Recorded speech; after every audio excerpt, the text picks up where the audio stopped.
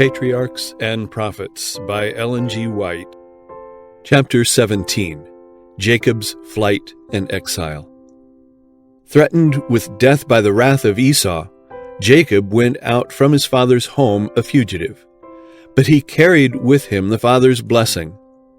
Isaac had renewed to him the covenant promise and had bidden him as its inheritor to seek a wife of his mother's family in Mesopotamia. Yet it was with a deeply troubled heart that Jacob set out on his lonely journey. With only his staff in his hand, he must travel hundreds of miles through a country inhabited by wild, roving tribes. In his remorse and timidity, he sought to avoid men, lest he should be traced by his angry brother. He feared that he had lost forever the blessing that God had purposed to give him, and Satan was at hand to press temptations upon him.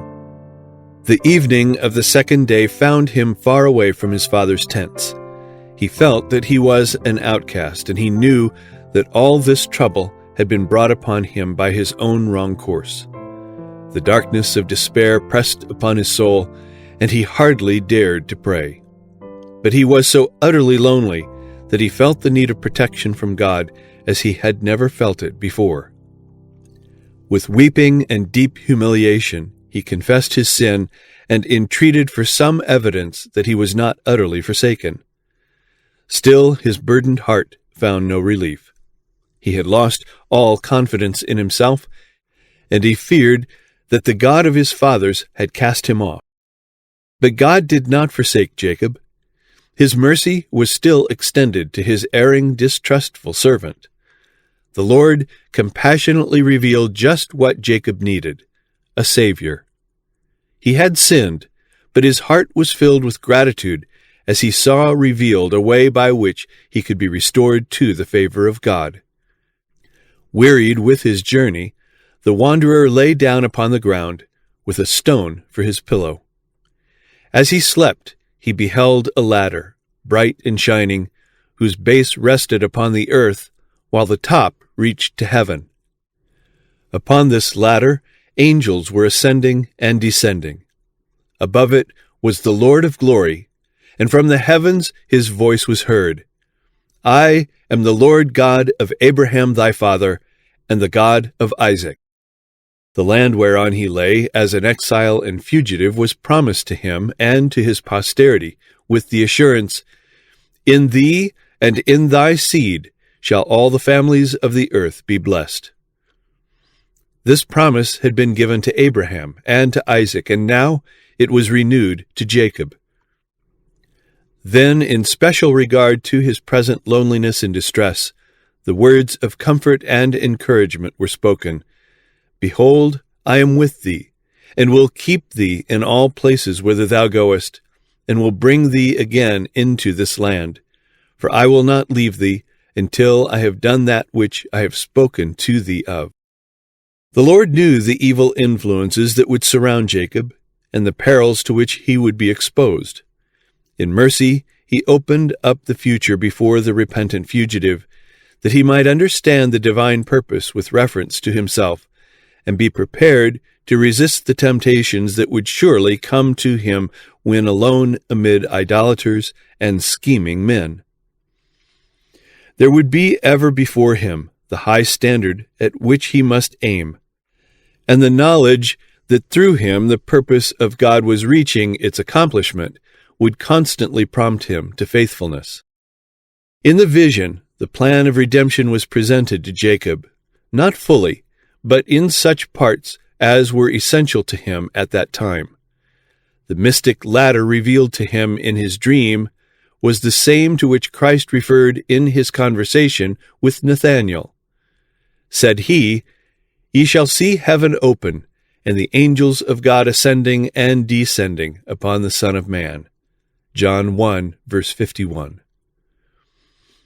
Up to the time of man's rebellion against the government of God, there had been free communion between God and man. But the sin of Adam and Eve separated earth from heaven, so that man could not have communion with his Maker. Yet the world was not left in solitary hopelessness. The latter represents Jesus, the appointed medium of communication. Had he not with his own merits bridged the gulf that sin had made, the ministering angels could have held no communion with fallen man. Christ connects man in his weakness and helplessness with the source of infinite power. All this was revealed to Jacob in his dream. Although his mind at once grasped a part of the revelation, its great and mysterious truths were the study of his lifetime, and unfolded to his understanding more and more. Jacob awoke from his sleep in the deep stillness of night. The shining forms of his vision had disappeared. Only the dim outline of the lonely hills, and above them the heavens bright with stars, now met his gaze. But he had a solemn sense that God was with him. An unseen presence filled the solitude. "Surely the Lord is in this place," he said, "and I knew it not. This is none other but the house of God, and this is the gate of heaven." And Jacob rose up early in the morning, and took the stone that he had put for his pillows, and set it up for a pillar, and poured oil upon the top of it.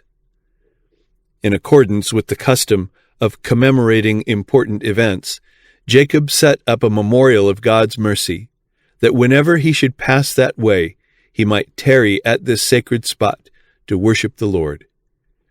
And he called the place Bethel, or the house of God. With deep gratitude, he repeated the promise that God's presence would be with him, and then he made the solemn vow, "If God will be with me, and will keep me in this way that I go, and will give me bread to eat and raiment to put on, so that I come again to my father's house in peace, then shall the Lord be my God, and this stone, which I have set up for a pillar, shall be God's house.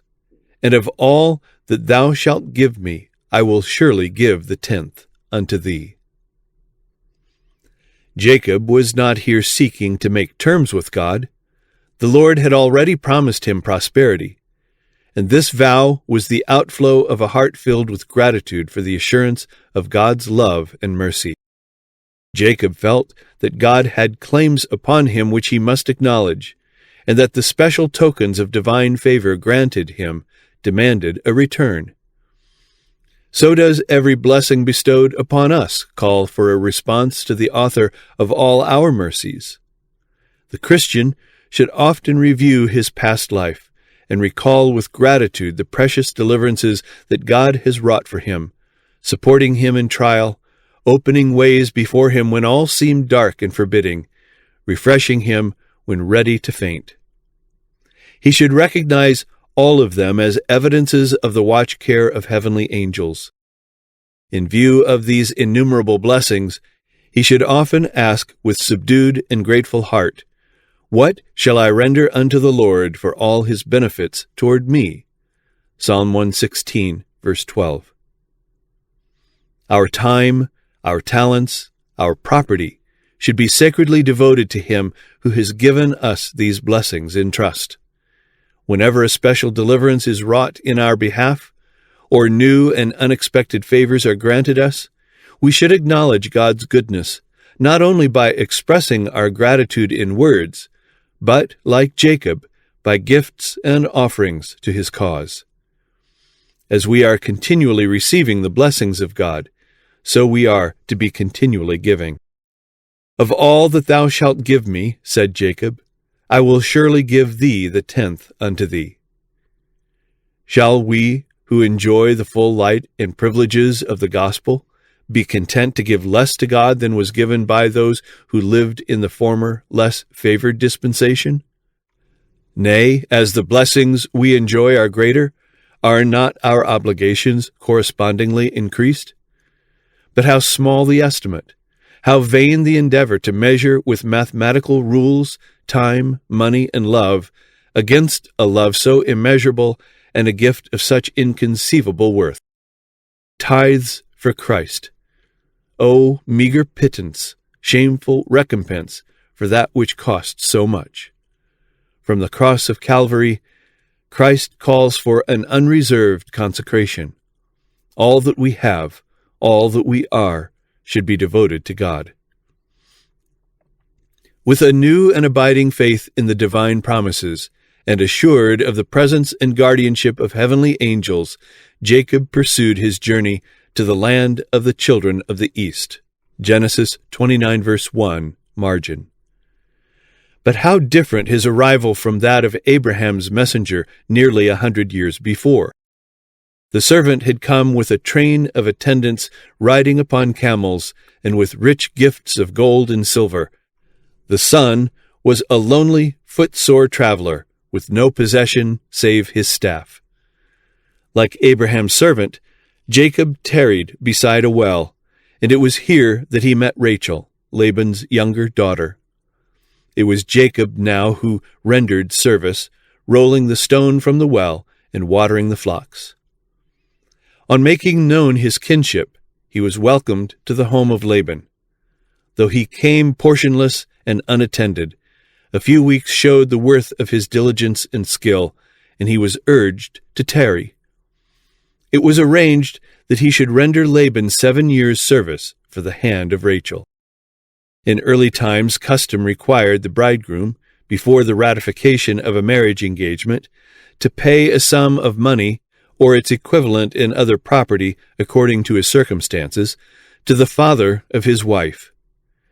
This was regarded as a safeguard to the marriage relation.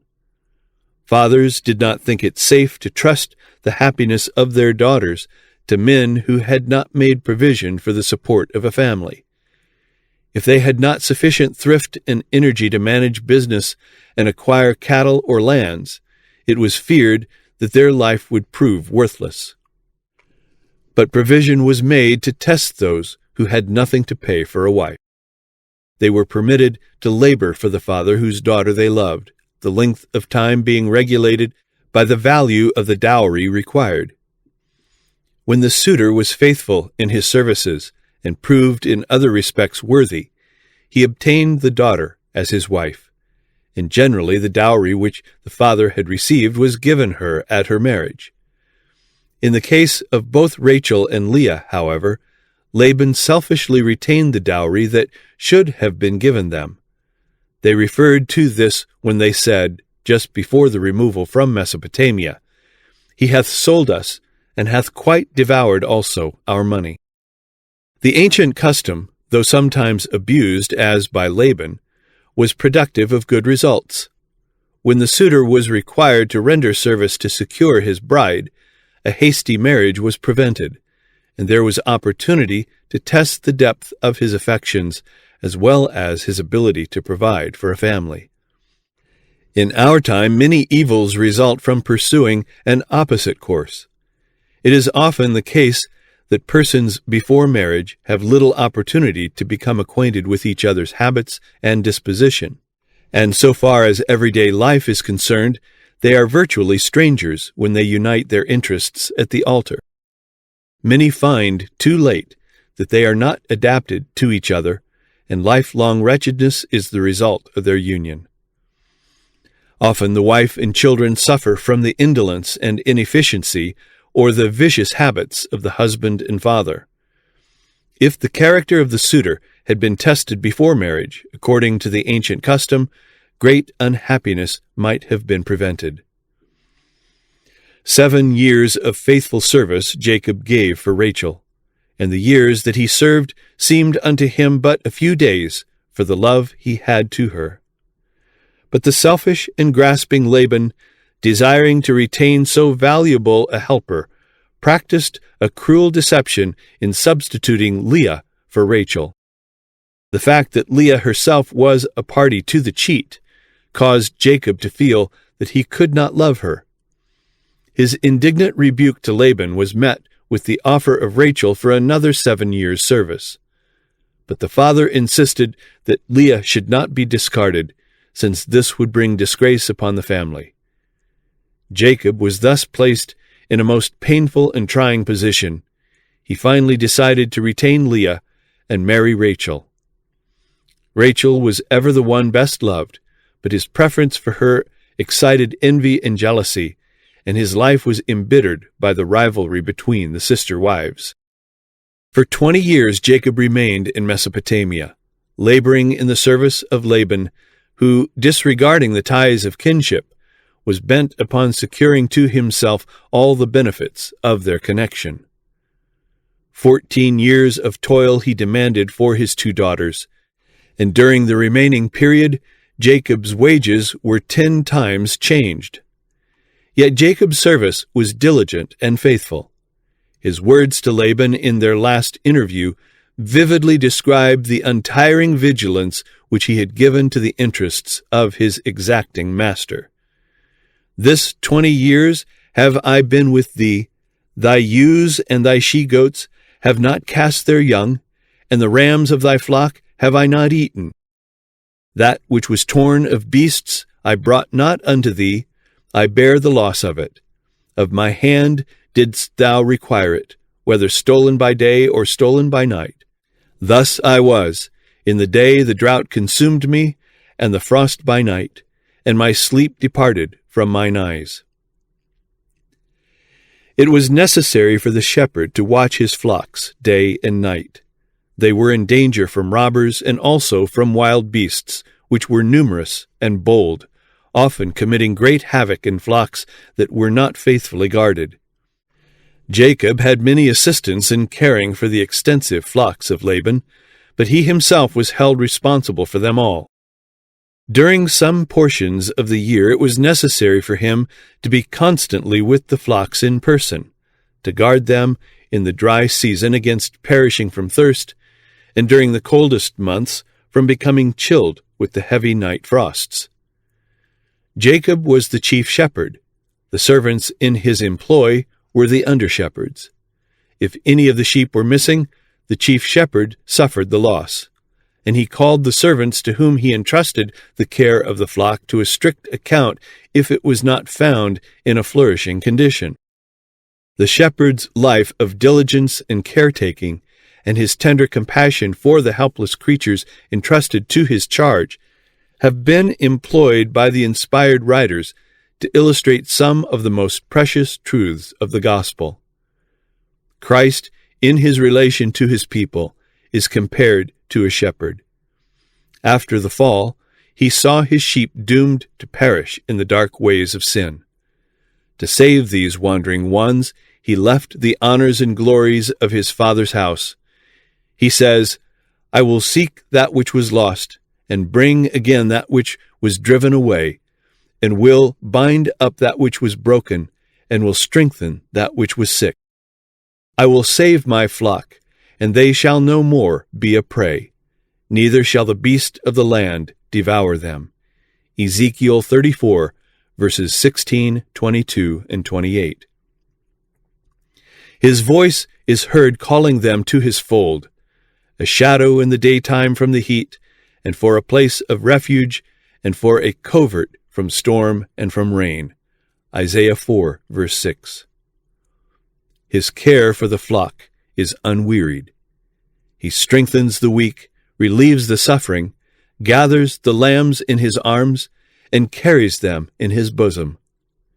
His sheep love him, and a stranger will they not follow, but will flee from him, for they know not the voice of strangers.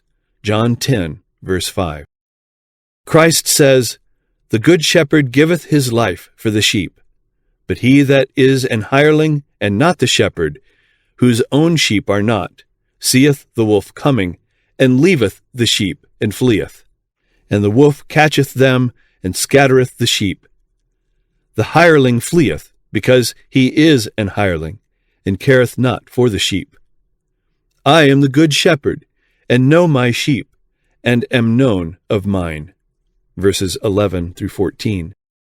Christ, the chief shepherd, has entrusted the care of his flock to his ministers as under-shepherds, and he bids them have the same interest that he has manifested, and feel the sacred responsibility of the charge he has entrusted to them. He has solemnly commanded them to be faithful, to feed the flock, to strengthen the weak, to revive the fainting, and to shield them from devouring wolves. To save his sheep, Christ laid down his own life, and he points his shepherds to the love thus manifested as their example. But he that is an hireling, whose own the sheep are not, has no real interest in the flock. He is laboring merely for gain, and he cares only for himself. He studies his own profit instead of the interest of his charge, and in time of peril or danger he will flee and leave the flock. The Apostle Peter admonishes the under-shepherds, "Feed the flock of God which is among you, taking the oversight thereof, not by constraint, but willingly, not for filthy lucre, but of a ready mind, neither as being lords over God's heritage, but being ensamples to the flock." 1 Peter 5, verses 2 and 3. Paul says, "Take heed therefore unto yourselves, and to all the flock, over which the Holy Ghost hath made you overseers, to feed the church of God, which he hath purchased with his own blood. For I know this, that after my departing shall grievous wolves enter in among you, not sparing the flock." Acts 20, verses 28 and 29. All who regard as an unwelcome task the care and burdens that fall to the lot of the faithful shepherd are reproved by the apostle, "Not by constraint, but willingly, not for filthy lucre, but of a ready mind." 1 Peter 5, verse 2. All such unfaithful servants the chief shepherd would willingly release. The church of Christ has been purchased with his blood, and every shepherd should realize that the sheep under his care cost an infinite sacrifice. He should regard them each as of priceless worth, and should be unwearied in his efforts to keep them in a healthy, flourishing condition. The shepherd who is imbued with the Spirit of Christ will imitate his self-denying example, constantly laboring for the welfare of his charge, and the flock will prosper under his care. All will be called to render a strict account of their ministry. The master will demand of every shepherd, "Where is the flock that was given thee, thy beautiful flock?" Jeremiah 13, verse 20. He that is found faithful will receive a rich reward. "When the chief shepherd shall appear," says the apostle, "ye shall receive a crown of glory that fadeth not away." 1 Peter 5, verse 4. When Jacob, growing weary of Laban's service, proposed to return to Canaan, he said to his father-in-law, "Send me away, that I may go unto mine own place and to my country. Give me my wives and my children, for whom I have served thee, and let me go, for thou knowest my service which I have done thee." But Laban urged him to remain, declaring, "I have learned by experience that the Lord hath blessed me for thy sake." He saw that his property was increasing under the care of his son-in-law. Said Jacob, "It was little which thou hadst before I came, and it is now increased unto a multitude." But as time passed on, Laban became envious of the greater prosperity of Jacob, who increased exceedingly, and had much cattle, and maidservants, and menservants, and camels, and asses. Laban's sons shared their father's jealousy, and their malicious speeches came to Jacob's ears. "He hath taken away all that was our father's, and of that which was our father's hath he gotten all this glory." And Jacob beheld the countenance of Laban, and behold, it was not toward him as before. Jacob would have left his crafty kinsman long before, but for the fear of encountering Esau. Now he felt that he was in danger from the sons of Laban, who, looking upon his wealth as their own, might endeavor to secure it by violence. He was in great perplexity and distress, not knowing which way to turn. But mindful of the gracious Bethel promise, he carried his case to God and sought direction from him. In a dream his prayer was answered. "Return unto the land of thy fathers, and to thy kindred, and I will be with thee." Laban's absence afforded opportunity for departure. The flocks and herds were speedily gathered and sent forward, and with his wives, children, and servants, Jacob crossed the Euphrates, urging his way toward Gilead, on the borders of Canaan. After 3 days Laban learned of their flight, and set forth in pursuit, overtaking the company on the 7th day of their journey. He was hot with anger, and bent on forcing them to return, which he doubted not he could do, since his band was much the stronger. The fugitives were indeed in great peril. That he did not carry out his hostile purpose was due to the fact that God himself had interposed for the protection of his servant. "It is in the power of my hand to do you hurt," said Laban. "But the God of your father spake unto me yesternight, saying, Take thou heed that thou speak not to Jacob either good or bad. That is, he should not force him to return or urge him by flattering inducements." Laban had withheld the marriage dowry of his daughters and had ever treated Jacob with craft and harshness. But with characteristic dissimulation he now reproached him for his secret departure, which had given the father no opportunity to make a parting feast or even to bid farewell to his daughters and their children. In reply, Jacob plainly set forth Laban's selfish and grasping policy and appealed to him as a witness to his own faithfulness and honesty. "Except the God of my father, the God of Abraham, and the fear of Isaac had been with me," said Jacob, "surely thou hadst sent me away now empty. God hath seen mine affliction, and the labor of my hands, and rebuked thee yesternight." Laban could not deny the facts brought forward, and he now proposed to enter into a covenant of peace. Jacob consented to the proposal, and a pile of stones was erected as a token of the compact. To this pillar Laban gave the name Mizpah, watchtower, saying, "The Lord watch between me and thee, when we are absent one from another." And Laban said to Jacob, "Behold this heap, and behold this pillar, which I have cast betwixt me and thee. This heap be witness, and this pillar be witness, that I will not pass over this heap to thee, and that thou shalt not pass over this heap and this pillar unto me for harm. The God of Abraham and the God of Nahor, the God of their father, judge betwixt us." And Jacob sware by the fear of his father Isaac. To confirm the treaty, the parties held a feast.